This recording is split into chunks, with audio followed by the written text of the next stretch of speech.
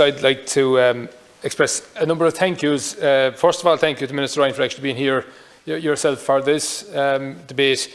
But also, I really must say thank you as well for the significant funding that was granted last week to Greenway projects throughout the country, but being parochial in relation to my own constituency in Kerry. Fantastic funding, and it's good that the Minister for Public Expenditure is here as well. Very much appreciated, and building on work in recent years to get the network going in North Kerry between Tralee and Feenit and the Limerick border and Listowel, but also as well contributing further funding to the South Kerry project, which on Thursday saw a fantastic decision from Bord Pleanála in terms of granting permission to the project, which can hopefully now go ahead after years and years of planning and design and hearings and everything else. And this is going to be, I have no doubt, a world-class, iconic greenway. This is going to be extraordinarily special. And it's a 32-kilometre route from Glenbeigh to Renard, which overlooks Valentia Island.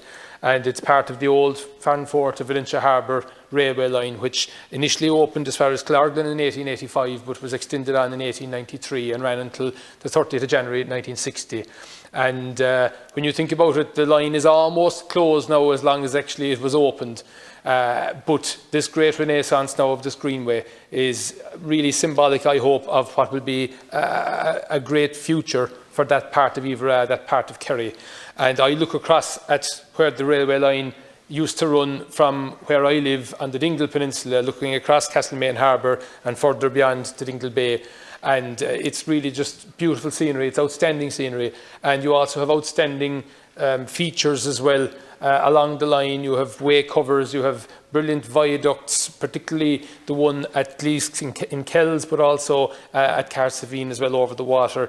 And you also have wonderful tunnels as well that weave in and out of the mountainside overlooking Dingle Bay. It really will be world class. And at this stage now, the next challenge, now that we have gone through the Bord Pleanála phase, and hopefully there won't be any further reviews of this or any judicial review sought, and I call on everybody to unite now behind this project and to come behind it for the greater good. But the next challenge now will be to find the funding to actually build the project. And over €5 million of government funding has already been committed towards this project, between over 4 million in 2014 and the 1.4 million, Minister Ryan, that was announced last week, which is most welcome. But a further 15 million approximately will be required to ensure that this project will be completed fully. And the timeline here, if that type of funding is provided very soon, you could actually see this project being fully completed by the end of 2022, which would be really welcome, because this area of South Kerry needs help. It really does need help. And similar to the railway line when it arrived back in the 1890s and was a massive economic catalyst for that area, this greenway will be a huge economic catalyst for that part of Kerry as well. And I'm not overstating it when I say it will be world class. It will be iconic. It will be something extraordinarily special. But right now, there doesn't seem to be an immediate fund there for this particular project. And I feel that it is so special that it does require a response from government to specifically fund this particular project as a one-off project. It is that unique, it is that world class, and I would ask you, Minister, to do everything that you can to ensure that the funding is provided as soon as possible, so that the project can begin as soon as possible, so that the recovery in that part of South Kerry can begin as soon as possible. Thank you. Thank you very much indeed, and I thank the Deputy for the opportunity to address this issue. And like him, I very much welcome the decision of Bord Pleanála to grant permission for the South Kerry Greenway, as I'm sure the Deputy does, who worked very hard on this issue. And it's been a long time coming, as funding was first allocated for this project back in 2014. I think one only has to have seen some of the footage that was included in news reports over the weekend following the decision to acknowledge just how iconic this greenway will be when built. Most greenways are lucky to have one iconic feature, whereas the South Kerry Greenway has a number of them. The Mountain Pass with views over Dingle Bay, the Glisk Viaduct, the Drung Hill Tunnels and the Carsiveen Railway Bridge, all of which will contribute to what will be one of the finest greenways in Europe. Of course, there are some elements of the Board's decision that will need to be examined in further detail, and I understand that Kerry County Council are looking at the implications of these conditions, particularly the non-approval of the section Carsiveen to Rinard Point. I would expect to see some options submitted early in the new year to see how that missing link may be achieved. It may be the case that it makes some more sense to bring the route through the town of Carsiveen and provide an on-road, highly segregated route that would bring users to the heart of the town before going towards Rinard Point and onwards to Valencia. I'm sure the Deputy will have seen our recent press release on funding for Greenway projects in 2021. 1.4 million is remaining from the original allocation of €3.9 million from 2014, and this is available for Kerry County Council immediately to spend on this project next year. Kerry County Council will need to evaluate the impact of the changes to the project arising from the Board's decision and submit an updated and revised business case, including costs, that complies with the Public Spending Code to my department, and we will examine it and look at what funding can be provided in the coming years. I'm sure the Deputy will have appreciated that the original €4 million in funding that I was able to allocate to two other projects in Kerry, the Listowel to Limerick boundary and the Tralee to Phoenix sections of the Great Southern Greenway. I understand that Kerry County Council will be bringing the Tralee to Listowel section to planning in 2021, and I would expect to see an application for them for construction funding for that section as well next year or the year after. I also hope that Limerick County Council will bring forward planning for their sections of the route over the coming years, and that we will eventually have the entire Great Southern Greenway constructed between Limerick and Phoenix. As part of the programme for government, we have achieved a commitment to spend €360 million per annum on cycling and walking across government. The South Kerry Greenway will form part of that expenditure over the coming years, along with a large number of other greenways that are already under construction and are in planning at present. I was delighted earlier this year to allocate funding of €4.5 million to 26 different projects across the country that will provide a pipeline of projects that would be considered for funding. As we've seen with the South Kerry Greenway, it can take some considerable time for projects to receive planning permission, and that's why we are pre-funding feasibility planning and environmental studies for a large number of projects so that they are shovel-ready when they are funded for construction. I look forward to cycling the South Kerry Greenway in the near future. I was happy to go down and took a break down in Valencia this summer. And you're right, it's the most spectacular location. And I will never forget, as a young child, I remember going on a cycling holiday in the same area. And we headed off from Valencia, I think, headed up over that road, that dramatic cliff road, and down into Ballinaskelligs on the other side. I'll never forget it. I think anyone who cycles it or walks it would feel the same. So by getting this Kerry route right away from Limerick, right down to Valencia, effectively at a point, to continue on from there is how I see this making sense. It's part of the ring. It's part of a much wider regional greenway. I think it's going to make a huge difference to towns like Carsiveen, to Glen Bay and to every other place on the route. And I very much support or will support the Deputy in making it happen as fast as we can. Minister, and thank you for your very positive response. And it is very encouraging to see the enthusiasm with which you approach this project as well. And look, if I was never a Dáil deputy, this is something personally that I'm passionate about. I remember back in secondary school, even back in the 1990s, when cycling tourism was considered not to be a money spinner, talking about this in geography class, about the potential that was there for a cycleway on this old railway line. It inspired scenes from my children's novels that I wrote a number of years ago. It's something that I really want to see happening.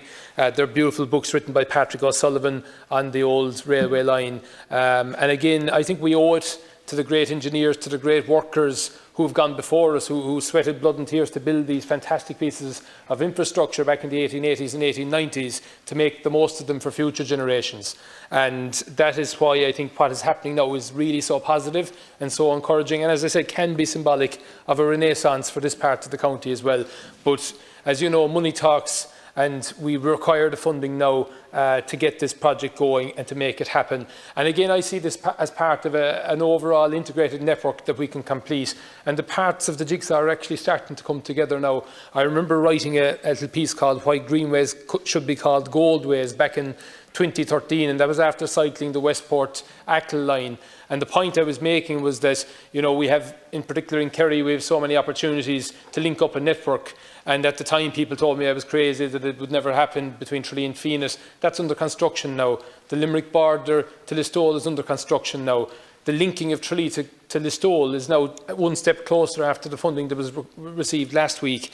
And there's no reason why this Great Southern Greenway, or the South Kerry Greenway from Glimbay to Renard couldn't extend further in the future also, and perhaps link up with those. But I would just call on you, Minister, to do everything you can to find the funding. And I just also want to commend all the supporters of this project over many, many years, but particularly the people in Kerry County Council who never lost faith with this, and many others as well in the South Kerry area to get to this point. We're still not over the line. There may be a long way to go, but certainly last Thursday's decision was very positive.